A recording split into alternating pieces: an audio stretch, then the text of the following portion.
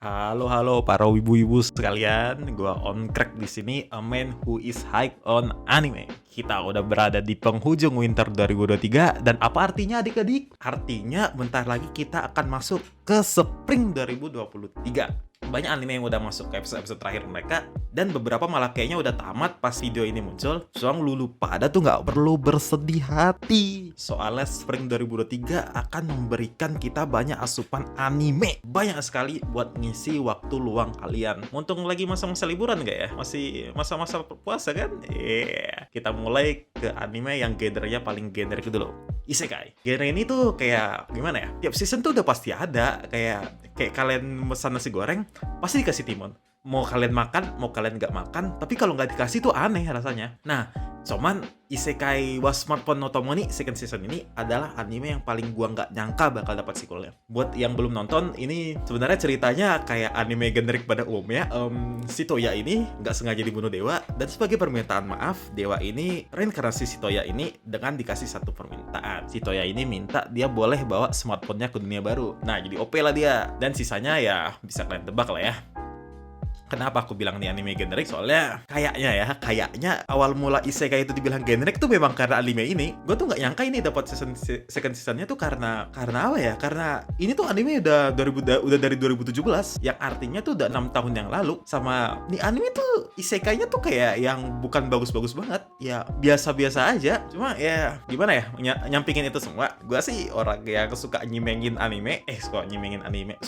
isekai sih, kayaknya bakal nonton aja sih semuanya. Coba kayak ada dua judul isekai yang sebenarnya gue tertarik gitu. Yang pertama tuh ada Isekai Soukan wa Nidomu Desu. Anime itu menceritakan Setsu yang tereinkarnasi ke dunia lain bersama teman-temannya. Cuman nih, tapi si Setsu ini sebenarnya udah pernah ke dunia itu malah dulu. Dia malah udah sempat nyelesain perang, udah nyelamatin dunia itu, apalagi ya? Udah semua lah, udah tamat lah, udah endgame gitu. Cuman si rajanya nih kagok sama dia karena dia OP banget gitu, karena kekuatannya besar banget. Lalu dia direinkarnasi paksa, dipulangin paksa ke dunia asalnya.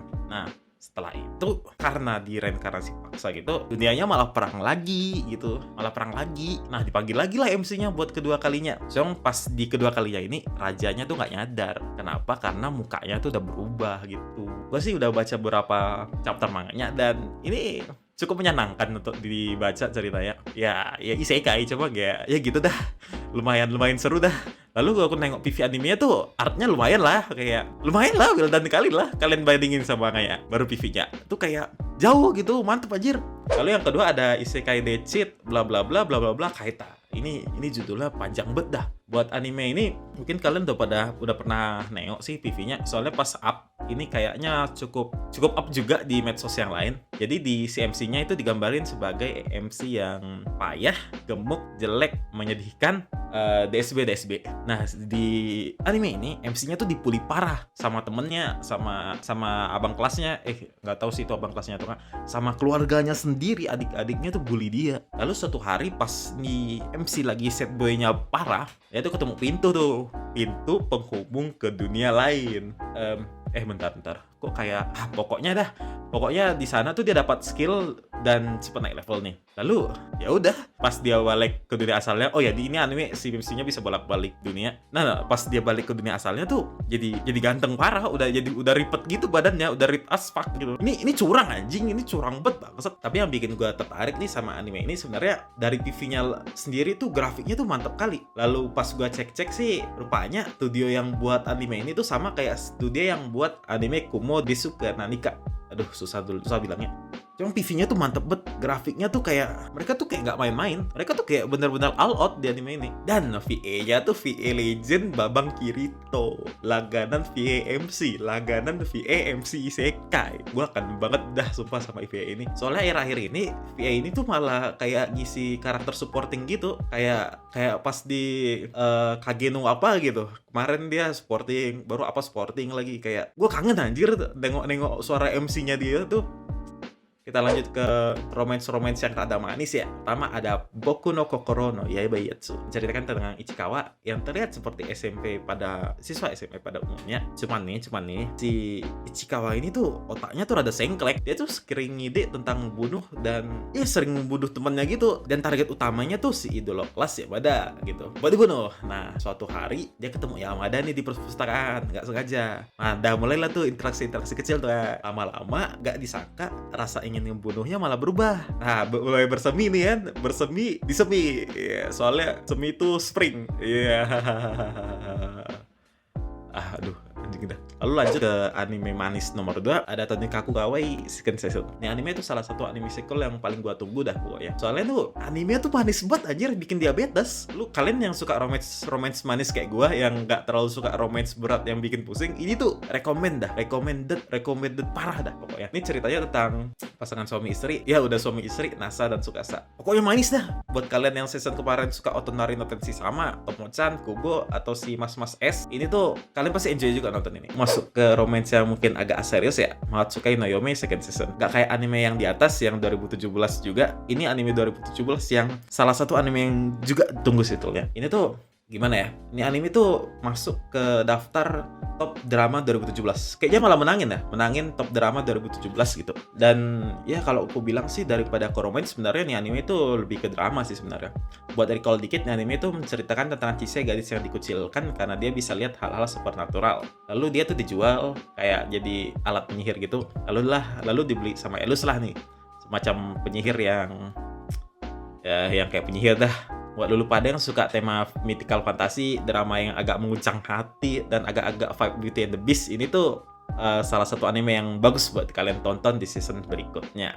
Kita lanjut ke Konosubarashi Sekai ni Bakuen. Siapa sih yang nggak kangen sama Megumin neng-neng ngebom, neng-neng teroris, dia yang disuarai sama Mbak Rie Takashi. Buat yang waifunya Megumin, klik 1 adik-adik. Spam di kolom komentar, klik 1. Buat anime satu ini sih nggak ceritain tentang sequel dari Konosuba sebelumnya. Cuma ini tuh sebenarnya prequel tentang cerita Megumin, tentang dirinya, desanya, dan obsesinya terhadap si ledakan. Ya masih agak dianggap tolol sih sebenarnya. Tada no netamaho nanda.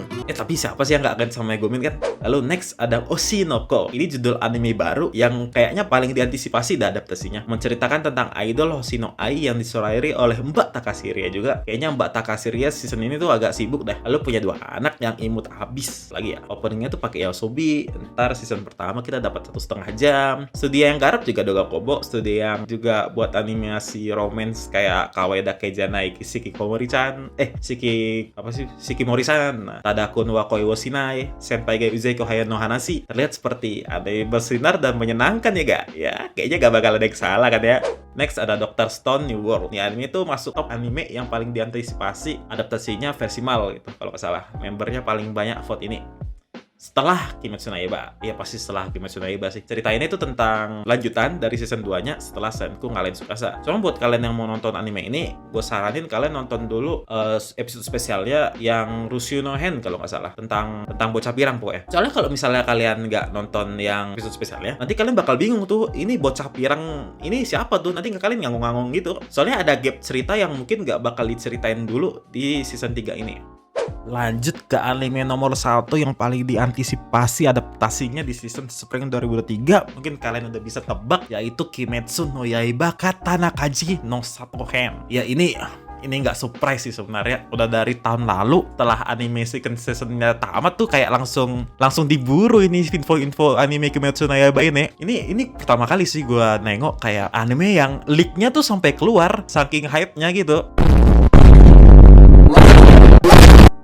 Telah ngasih kita adaptasi yang mantap di second seasonnya yang sangat well done. Art Entertainment District itu gitu, sangat manjain mata. Mereka tuh buat animasi tuh budgetnya udah kayak buat film per episode anjir. Bener-bener definisi sebuah pesta kalau gua bilang. Ini itu go and beyond dah. Telah dikasih kayak gitu di season 2, ya kali kita nggak penasaran season 3-nya kayak mana ya. Tuh nanti season 3 kita bakal diceritain tentang Art Desa Penempa. Kita bakal ketemu 2 pilar baru, yaitu Mas Kabut pilar Muichiro sama Mas pilar kok Mas lagi sih? Mbak pilar cinta Matsuri. Sabar banget sih gue lihat gimana nanti Votable animasi ini season.